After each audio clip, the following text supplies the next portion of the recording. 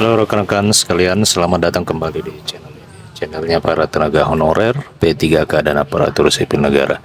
Rekan-rekan sekalian, video kali ini kita akan membahas terkait dengan alasan pemerintah daerah hingga sangat kecil sekali dalam mengusulkan formasi pengangkatan tenaga honorer menjadi P3K. Jangankan sangat kecil, bahkan banyak di antara beberapa pemerintah daerah yang sama sekali tidak mengusulkan formasi pengangkatan honorer menjadi P3K. Apa alasannya?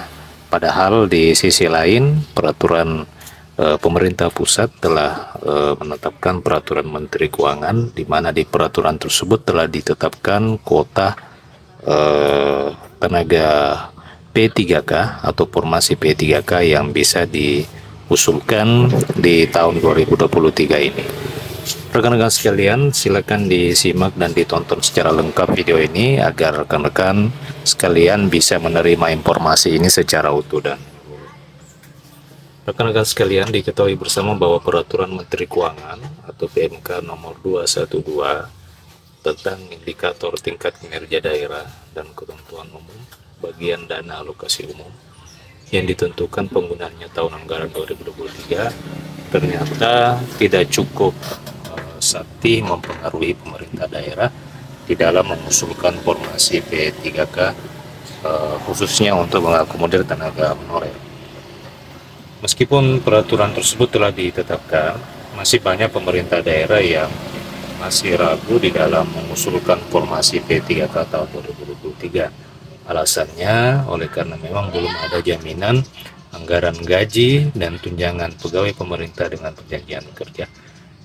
Peraturan Menteri Keuangan ini ternyata rekan-rekan sekalian, pemerintah daerah memahami bahwa PMK nomor 212 ini belum merupakan jaminan terhadap anggaran gaji dan tunjangan pegawai pemerintah dengan perjanjian kerja.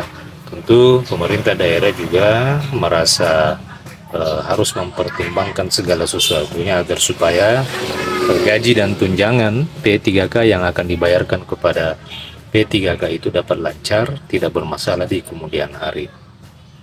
Sementara itu rekan-rekan sekalian, Ketua Forum Guru Honorer Negeri Lulus Passing Grade Etikus Trainingsip mengungkapkan bahwa rapor pemenuhan formasi P3K guru tahun 2023 besutan Kementerian Pendidikan itu akan berakhir pada Juli mendatang. Dari sejumlah daerah yang sudah mengikuti rapor ternyata tidak membawa pengaruh besar. Malah ada beberapa daerah yang tetap pada pendiriannya, yakni tidak mengusulkan formasi P3K tahun 2023. Sementara itu rekan-rekan sekalian, sebagai contoh misalnya untuk Provinsi Banten, kondisi guru P1 itu sebanyak 2.370 orang, akan tetapi pemerintah daerah setempat hanya mengusulkan 500. Itu berarti masih tersisa 1.870 P1 yang belum mendapatkan formasi P3K di tahun 2023 ini.